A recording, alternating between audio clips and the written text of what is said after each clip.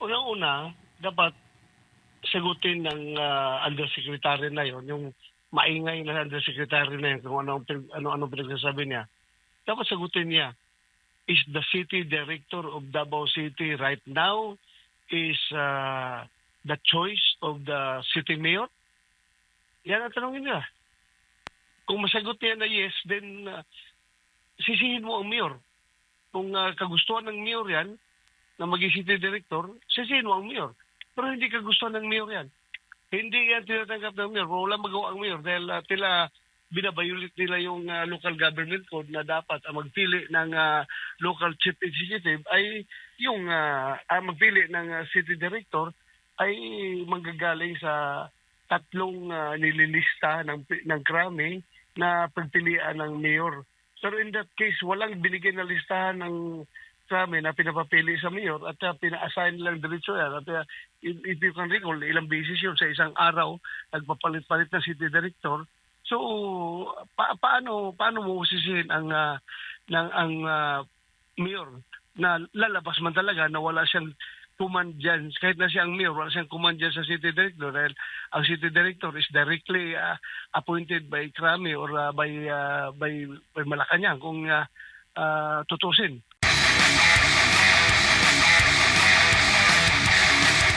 Viral ngayon sa social media yung may mga nanakawan na isang establishmento at saka kitang-kita mo doon sa video po, Senator, na yung mga dekalibreng matataas na kalibre ng armas ang dala-dala sa publiko, kitang-kita po ng mga mamamayan natin dyan po sa Davao. Bilang isang Davaoenyo, Senator, ano ho ba ang komento po ninyo dito? Nakikita natin na gano'n nakatapang yung mga kriminal, no? Dave, at in-interview siya ng police, under the influence of drugs daw siya. So gano'n katapang ang tao na galing sa Leyte, Albuera, Leyte, dadayo sa Davao para mang-hold up, dala high caliber na firearms at inamin niya na gumamit daw siya ng droga. High daw siya, kaya wala silang takot. So nagkalat ang droga o kriminalidad ngayon. Opo. At gano'n na lang katapang yung gago na mang-hold up sa Davao. Opo, pero Senator, hindi ho ba ngayon binabanatan din po yung Davao City dahil nga yung mga krimen ay nagsisimula daw doon, may mga ganito, tumataas ang krimen sa Davao. So when you speak Davao, alam mo naman, nakokonekta po ito sa mga Duterte. Ayan po yung naging usap-usapan ngayon dito sa social media. Anong masasabi po ninyo? Dave, dapat maimbestigahan talaga yan thoroughly, no?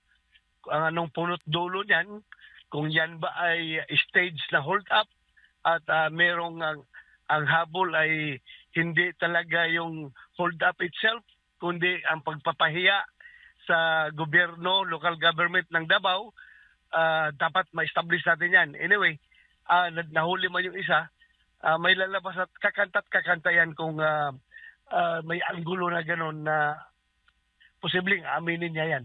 Opo. Siguradong kakanta yan. Opo, dahil marami din sa ating mga kababayan Davaoenyo nalulungkot dahil mismo ang Davao City kilala bilang isa pong, hindi isa, kundi safest talaga na syudad dito sa ating bansa, Senator. At ito ngayon ang nangyayari, sabi nga ng iba, parang scripted ba? Ano ba, sinasadya ba na may ganito para mapahiya ang Davao City?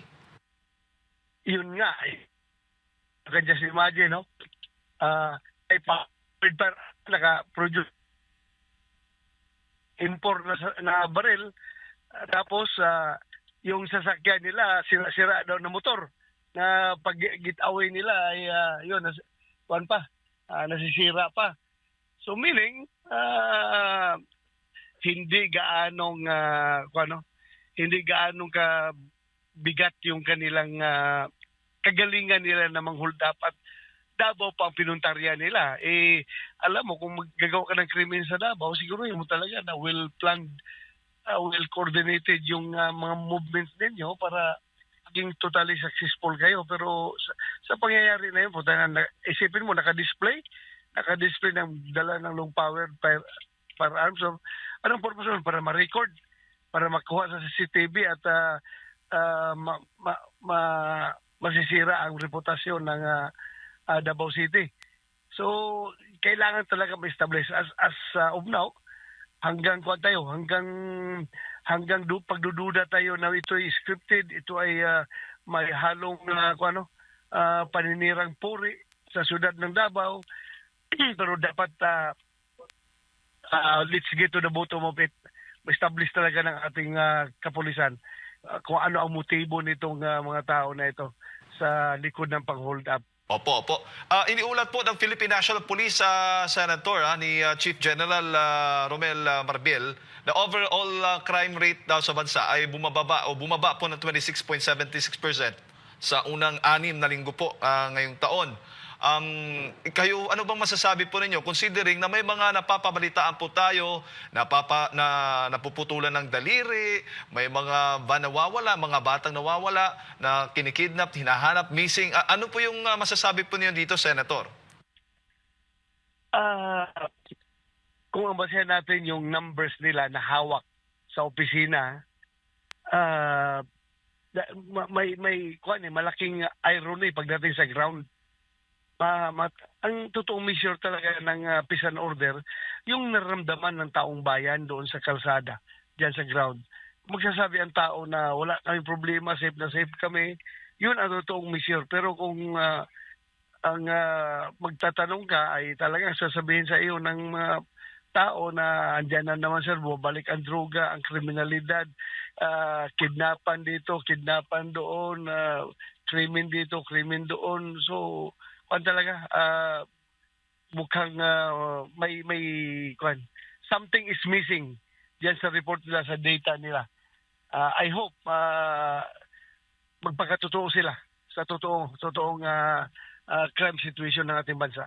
Opo, bago ko lang ipasa kay Partner Admar, kayo ho ba bilang isang hepe din ng kapulisan noon at syempre yung nangunguna sa pagpapanatili ng kaayusan, kapayapaan sa ating bansa, Senator, batay po sa mga reklamo, batay po sa mga naririnig po ninyo, sa mga inyong pagbisita sa bawat lugar po dito sa ating bansa, ano po ang kanilang pulso mismo? Ramdam rin ho ba nila yung kaligtasan kapag sila po ay umaalis? So talagang bumabalik na po ang illegal na droga, ang kriminalidad ay tumataas. Yun po yung nararamdaman ng taong bayan batay po sa inyong pag-iikot.